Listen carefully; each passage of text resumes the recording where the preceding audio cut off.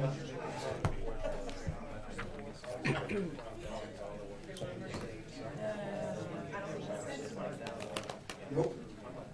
No, I do not.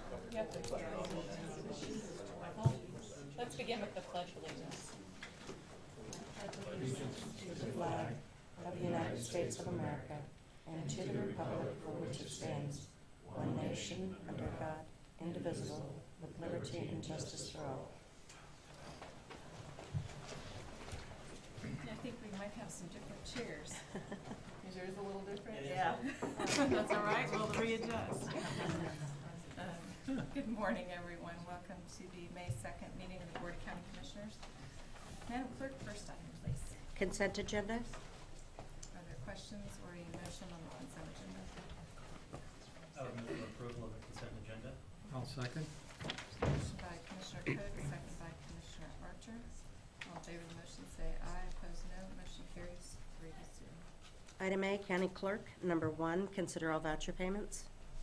Good morning, Madam Chair. We have one set of vouchers dated May 1, 2013, in the amount of $797,792.96. I'll make a motion to approve the vouchers as presented. Second.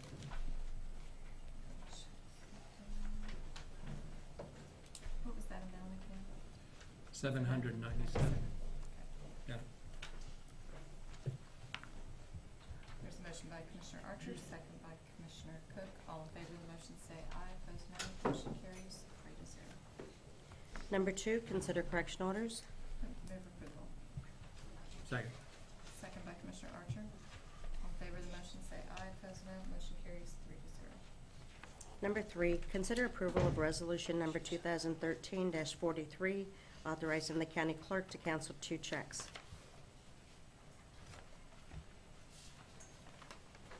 Other questions on checks?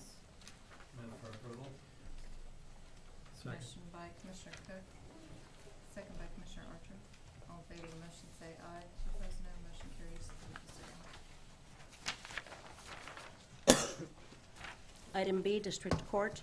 Number 1, consider approval of request to solicit bids to replace the computer room air conditioner at an estimated cost not to exceed $60,000. Good morning, Commissioners. Kathy Lenhart, Court Administration. Point of clarification, we're not looking for a $60,000 air conditioner. That's the entire project cost. We have had just one preliminary conversation with Samco, who is the maker of the one that we have now, which is well over 30 years old, I think. And so the project includes doing a secured door, getting rid of a window, extending a raised floor, and then we hoped $30,000 or less for the air conditioner. We don't know that we're going to be able to do that, so we're holding off on the rest of the project. The air conditioner really is the thing that's primary. So we just want to get bids now, and then we'll be back. And this is from money that was encumbered from last year's budget at the end of the year. So it's sitting there waiting for this project not to be spent on anything but the project. I'll make a motion to approve. Second. Motion to approve by Commissioner Archer, second by Commissioner Cook. Discussion. All in favor of the motion say aye. Opposed, no. Motion carries 3-0. Thank you. Thank you.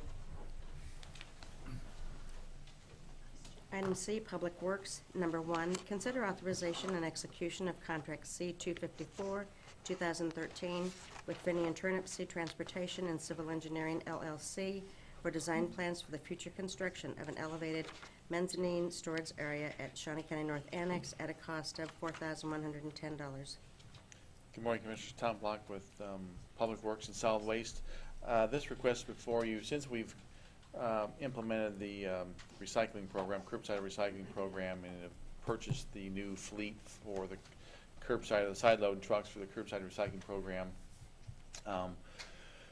we have a need for more space to be able to do the maintenance on our, I guess, increased fleet. And we have new types of tires we have to use for that fleet, and we just have a big need for more room. So in lieu of wanting to add on to the building, we would like to look at or pursue possibly constructing a mezzanine, which would go up inside our current building, and we would like to contract with Finney and Turnipseed to look at that design, or design something for us to come back, and then we would look at one. We think we could possibly, we're not sure if we could do it in-house, the work, or would come back later and ask for permission to possibly go out and hire a contractor to do the work. But we think this would be a better route to gain some space for storage of the types of materials we need now that we have the curbside recycling fleet. So if there's any questions regarding this, I'd be happy to try to answer it. The funding for this would come from the Solid Waste Collection Division, which is count number 25 SW 310. Thanks, Tom. Other questions? Move for approval. There's a motion by Commissioner Cook, second the motion. Discussion? All in favor of the motion, say aye. Opposed, no. Motion carries 3-0. Number 2, consider approval of sole source emergency purchase for repair to a forklift in an amount of $2,007.63, repair to a guy wire in an amount of $2,958, and repair to a refuse truck in an amount of $1,967.91. Commissioners, in accordance with the purchasing resolution, these are three items that are above the $1,500 mark and but below the $5,000 mark, but meet the requirements of either being a sole source or an emergency purchase. And as I believe you have copies of the prior authorization forms, it is just requests for the various items of either ones that we currently don't have the capability to do in-house, or two, there's only the vendor in town that can provide that service for us. So if there's any questions regarding any particular one of these, I'd be happy to try to answer them. Thanks, Tom. Make a motion to approve. Second. There's a motion to approve by Commissioner Archer, second by Commissioner Cook. All in favor of the motion, say aye. Opposed, no. Motion carries 3-0. All right, thank you. Thanks, Tom. Item D, emergency management. Number 1, consider approval of a request for out-of-state travel for an employee to attend training at a total cost of $1,600.48, which will be reimbursed by the Emergency Management Institute. Good morning, Commissioners. Dave Sturbins, Emergency Management. This is for one of our employees to go to EMI, different than when we go to Anderson, Alabama. To go to EMI, we have to pay all the expenses up front. We get it reimbursed for almost all of that. Typically, we end up having to cover the cost of the meal ticket, which the last I knew that was $130 to cover the meals for the period of the class. But other than that, all of the travel and hotel is all paid for, but it's reimbursed. I'll stand for any questions. We've attached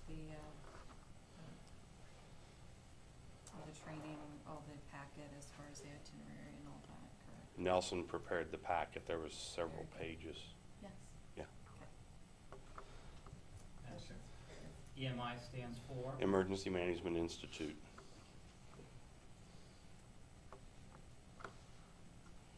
Make a motion to approve. Is there a second? Second. Second by Commissioner Cook. All in favor of the motion, say aye. Opposed, no. Motion carries 3-0. Number 2, consider approval of reappointment of City of Topeka Fire Deputy Chief Neil Hicks to the Ambulance Advisory Board for a 3-year term expiring June 11th, 2016. Good morning, Commissioners. When the Ambulance Advisory Board was revamped last year, the two fire reps were the first two to come up. So the city has already turned in Chief Hicks' letter for renewal, and we're still waiting on the rural fire chiefs to reappoint, but we believe it's going to be the same as it was. So. Move to approve. Motion by Commissioner Cook. Second. Second by Commissioner Archer. All in favor of the motion, say aye. Opposed, no. Motion carries 3-0. Item E, Health Agency. Number 1, consider approval of request to pay revised out-of-class pay for coding support during the vacancy of the medical coding specialist position for a total amount of $615.36. Good morning, Commissioners. Alice Weingartner, Health Agency. This request is coming before you because we're asking to do something different than what's described in the Human Resources Policy Manual. Because of the nature of the work that our staff person did, they weren't assuming 100% of the duties of that position, and so that's why we're asking for an altered pay rate. Any other questions, I'd be glad to answer. I have a few questions for our HR director.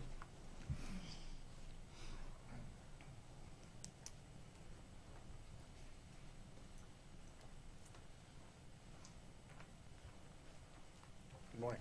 Good morning. A couple of questions. Is this a standard practice to? Do out-of-class pay? Yes. It is when they're to cover vacancies, long-term absences, those types of things. Okay. This particular situation wasn't contemplated under the rules, as Ms. Weingartner said. That's why it's before you today. Okay. Okay. So this isn't setting a precedent for No, others? not Okay. that I'm. The only other question I had is, do we typically have language in position descriptions that say, quote, other duties as assigned? Yes, We do have that? we do that. Okay. But Thank you. typically, when duties are performed at a higher level, that's when we start contemplating compensating folks like for those types of duties. Okay. Thank you, John. Yeah. I'll make a motion to approve. Second? There's a motion to approve by Commissioner Archer, second by Commissioner Cook.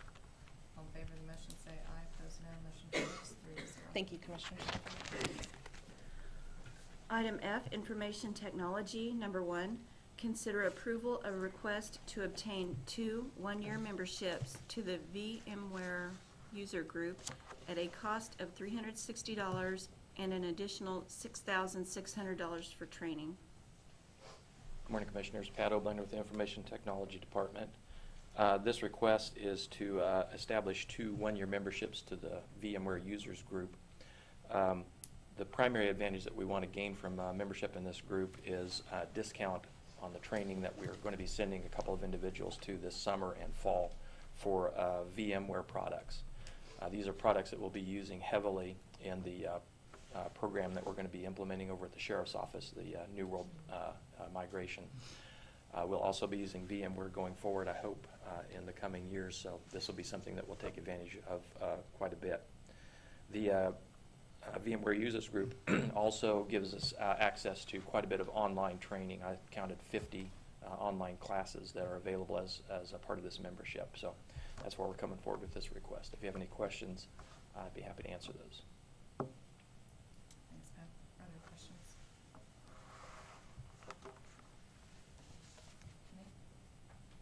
Motion to approve. Second? There's a motion to approve by Commissioner Archer, Keep up, kid. second by Commissioner Cook.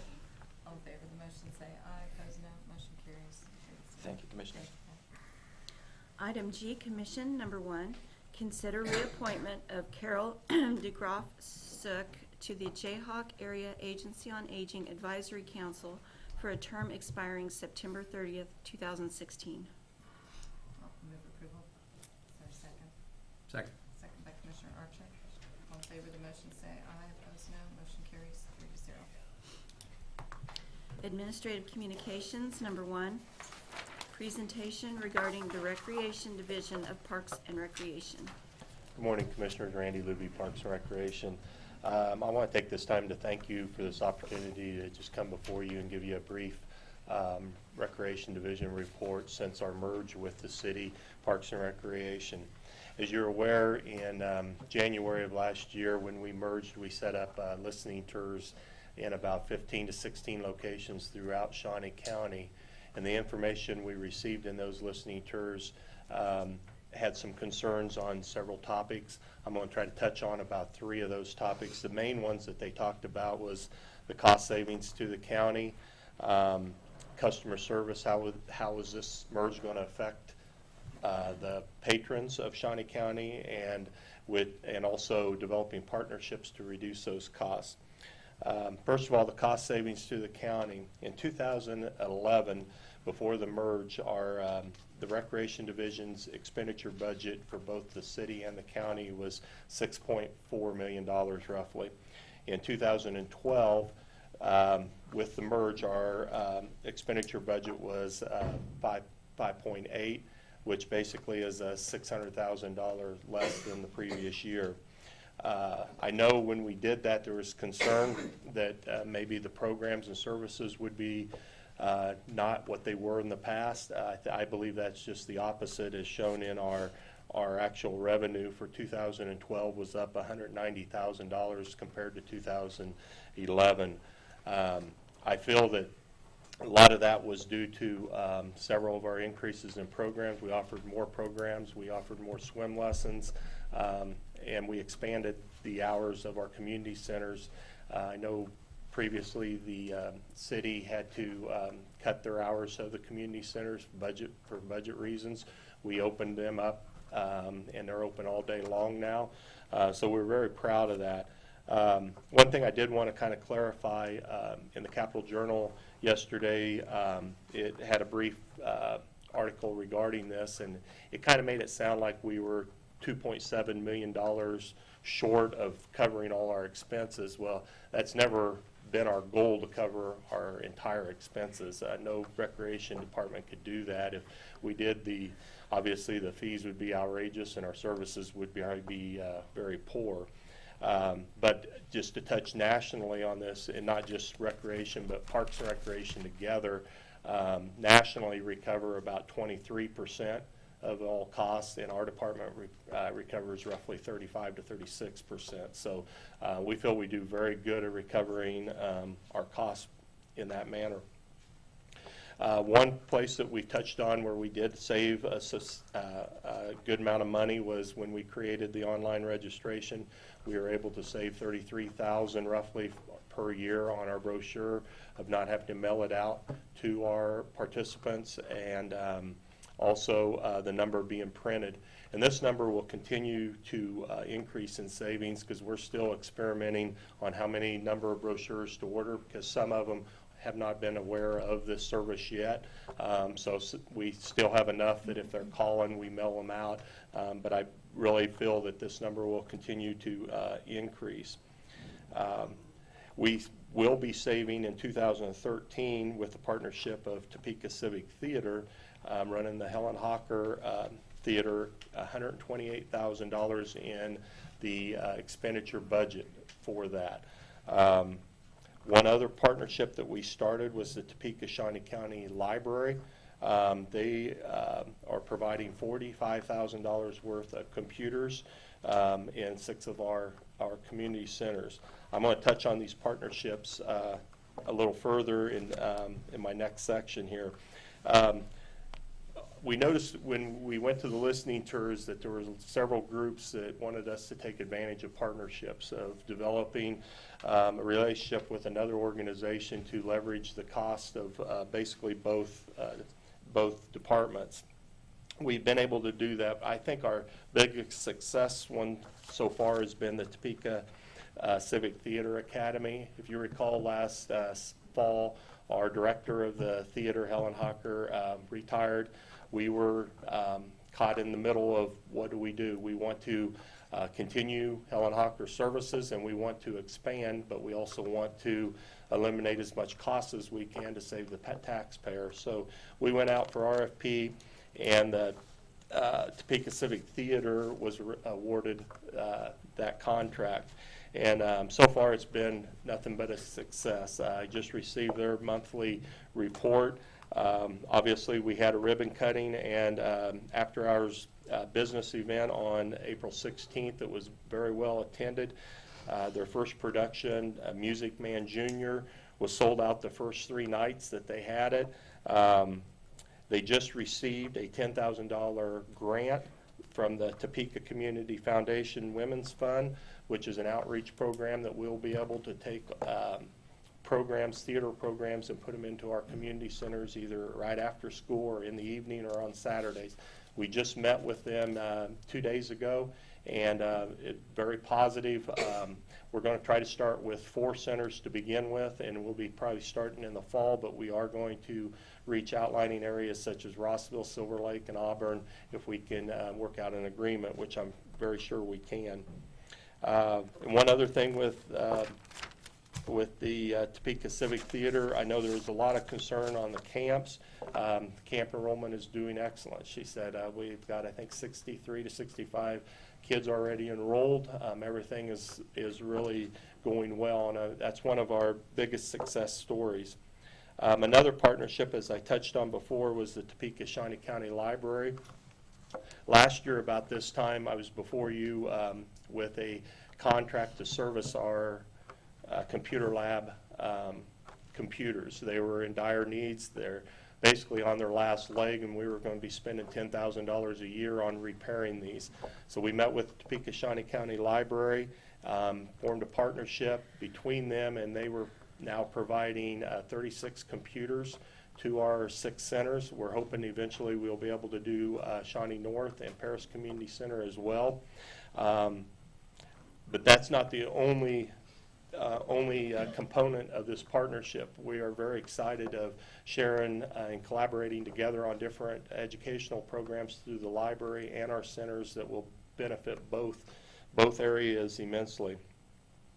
The last partnership I'd like to touch on was the Dornwood Highland Park baseball. Again, a year ago at this time, their season was in jeopardy. They did not have lights for their ballpark.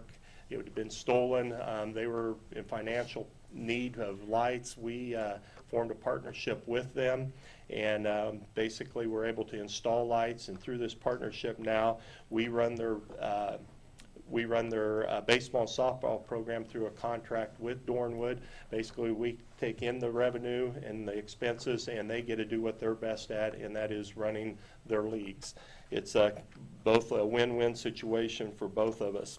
The one thing I'd like to touch on there, though, is that we have started a scholarship program, and it funnels out of the Friends of Dornwood Foundation that was started through this partnership as we speak. With this scholarship, just basically any child that has financial needs can work off or volunteer their services for the Friends of Dornwood, and they would be able to work off their registration fee and play ball if they're interested. One other event with the Friends of Dornwood that is still going on is called the Recatch. It's a recycling program of baseball, softball equipment. I know myself, I cleaned out the garage and had a ton of helmets and different things, and was just cluttering up the yard or cluttering up the garage, and I know there's a lot of people like that. Very successful. Last I heard, they were needing a bigger storage place for all the stuff that they received. The last thing I'd like to touch on is the customer service, and again, this was basically how is this merge going to affect our public? And I feel this was probably the biggest area that we probably shined in. In 2011, the City Parks and Recreation, all their registrations, I shouldn't say all, probably over 90% of the registrations went through their central office, meaning if you wanted to register, you either called there or you had to wait in line at that one location. As soon as we merged, we instituted the computers necessary to take registration at all the community centers. We currently do that. We also have them at Old Prairie Town. We had them at Helen Hawker. They can register basically wherever we have computer access, not only on registrations for classes, but reservations for shelter houses as well. Very customer friendly. The next thing I'd like to touch on, I'm going to have Olivia Mayer kind of walk you through, is our new website. With that, we were able to go to our online registration. I'm asking Olivia is a recreation supervisor. Her, Terry Simpson, and our great IT department were instrumental in putting this website together, and it is a very very good, easy to navigate website, and I'm very proud of it. With that, I'm going to turn it over to Olivia. Good morning, Commissioners. Olivia Mayer. Let's see. Just walk you through this. The county had been working on a new website for a while, and then with the merger, I met Terry Simpson right after the merger happened, and so their website and our website now had to become one. So we actually launched it March 19th, 2012. Let's see. And here it is. A couple of things about this website is we're finding that it's very user-friendly for everybody so far that we're hearing good responses from. Since the launch of the site, we've had over 300,000 visits. We have analytics in place that we can view monthly or anytime we want to see what pages are being hit the most, what people are looking at, how long they're there, where they go once they get to this home page, what pages they're going to the most. The one that's getting the most hits is our parks and facilities and cemetery facilities module. They can view all of our locations, whether they know the name of it or they don't.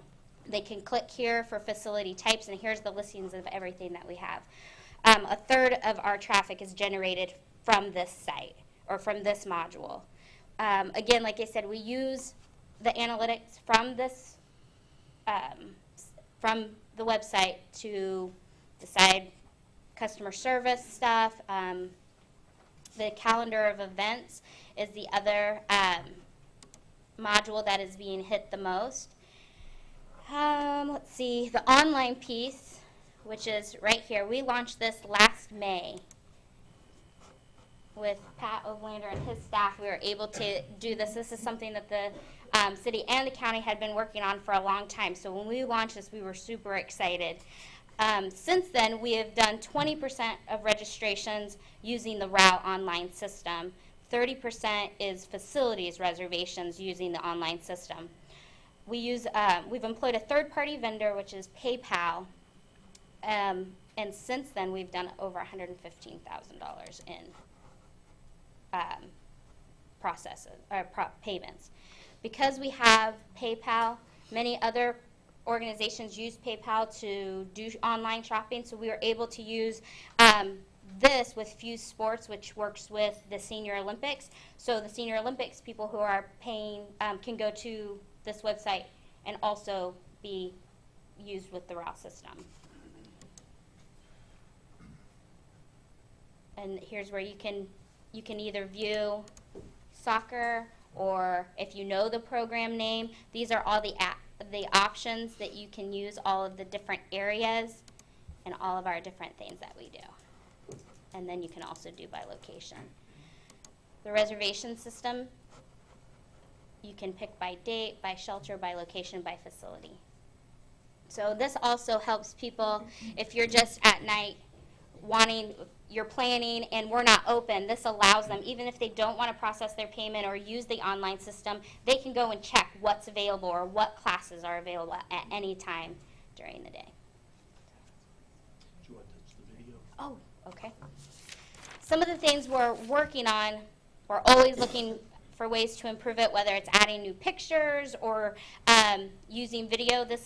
We've done this video. It was on the golf course at Lake Shawnee. We're hoping to next year do more videos of like virtual tours of tulip time, of all the things that we do. So if you How long is it? That's a couple minutes. But this is just a little bit of what we can do with this and how we plan on improving it. So. Thanks, Olivia.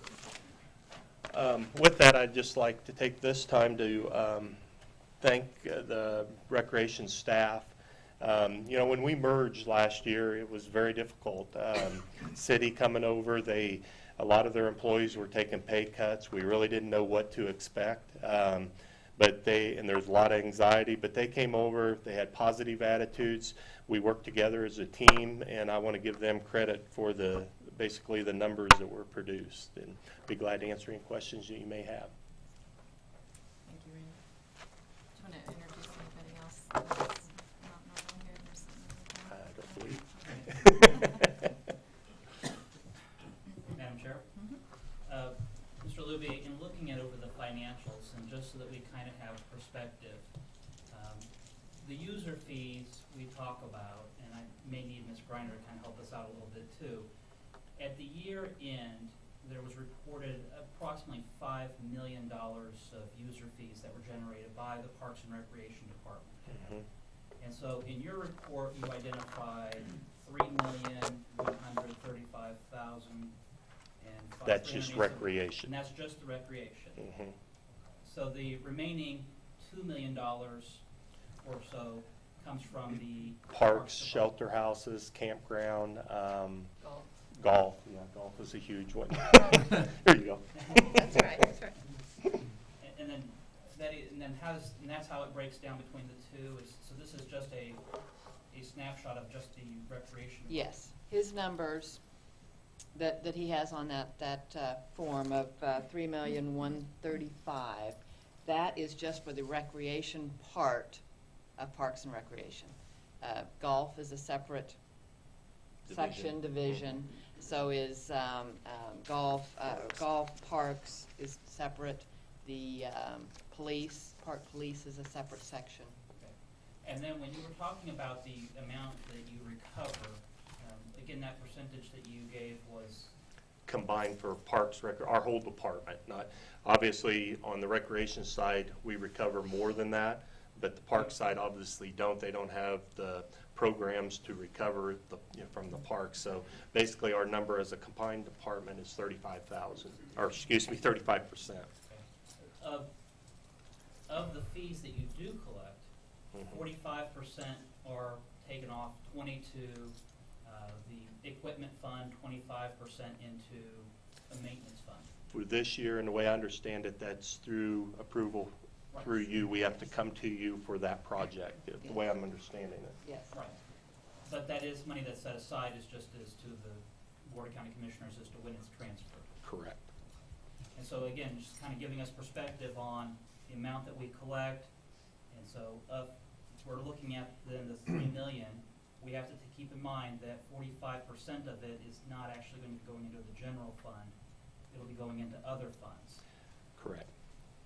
And how has that impacted your thoughts on user fees in the upcoming years?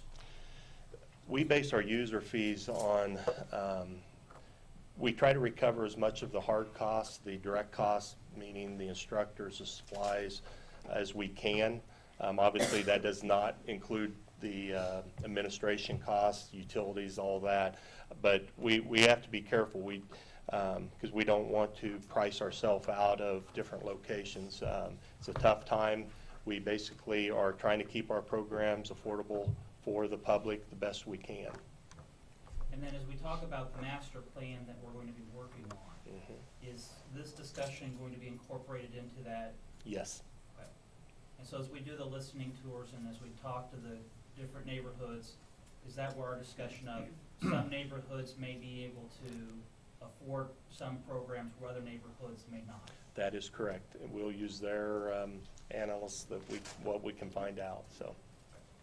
Thank you very much. One other thing to clarify, the revenue that he has shown in his report here of the 3,135,000 includes approximately 100,000 of foundation revenue that does not go into the county's general fund. It's Olivia Mayer's out at Paris Community Center. That was all Forbes projects, so we can't have that directly go in. It goes into our foundation. So I want to give her credit for the hard work that she does, so it shows up on my report. Right. Thank you, Madam Chair. As a totally objective observer, I think that the consolidation of Parks and Rec has been a resounding success. And I want to thank you for that. And I'll tell you why it is. It's because we've got an organization that works better and costs less. Unlike some organizations, it seems to me the culture and the mindset is to serve customers, to develop partnerships, and save tax dollars. And for that, I want to thank you. Thank you. Thank you, Madam Chair. And I would say, Randy, I think the biggest success is your willingness, the department's willingness to listen to the public and to be open to suggestions. And a lot of these partnerships wouldn't have been, they wouldn't have been that successful had you all not been willing to listen and to bring that forward for action for us. So Thank you. Very much appreciate it. I remember that first day when everybody was moving in, and it was kind of crazy. It really was, but there, even then, there was this atmosphere that it was gonna be a good thing, so. And again, they all came over for the most part with positive attitudes, and that's all I can ask. So, thank you. Thanks, Randy. Thanks, Olivia.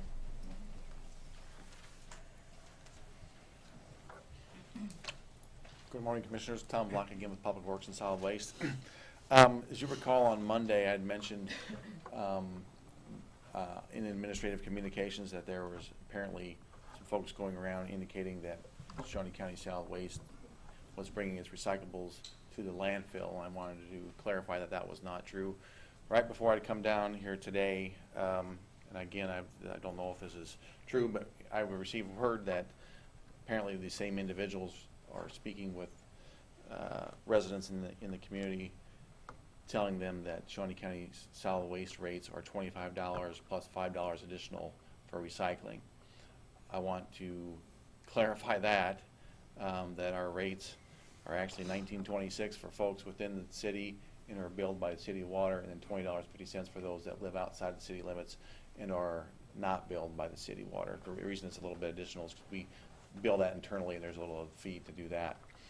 But I guess it's a little disconcerting to me because if what I'm hearing is actually true, there's apparently a concerted effort to mislead folks on what our program is all about, and that concerns me a little bit, or actually quite a bit. So I just wanted to bring it to your attention in case you hear anything from your constituents about what our fees are. They are not $25 plus $5. They are $19.26 and or $20.50, and there's no fuel surcharges, no additional fees. That is the fee each month. So I'm not sure what the reasoning is, but there might be some concerted effort to throw a wrench into our recycling program. So, Thanks. thank you. For keeping us aware of it. Anyone else?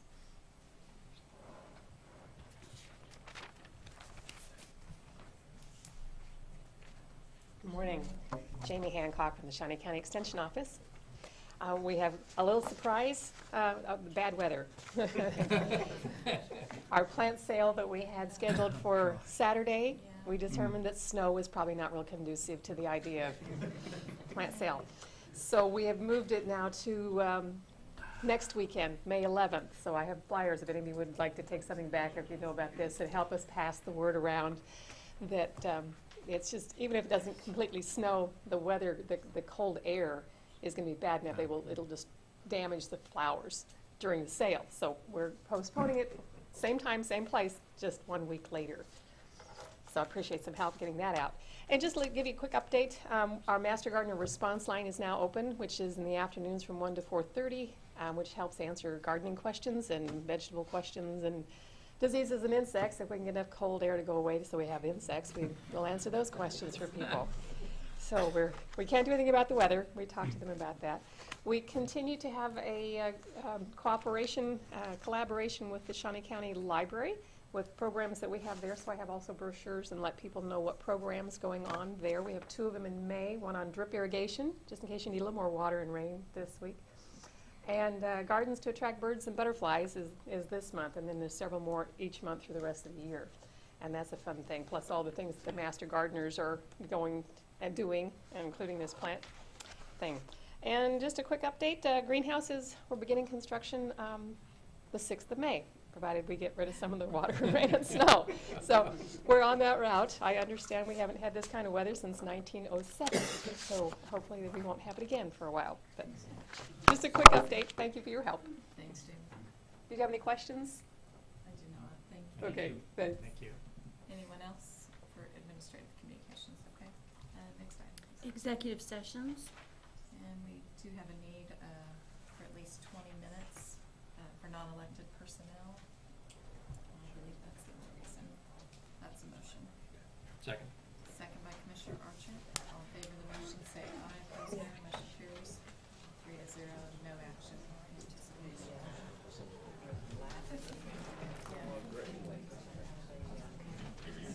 Oh, that's so bad.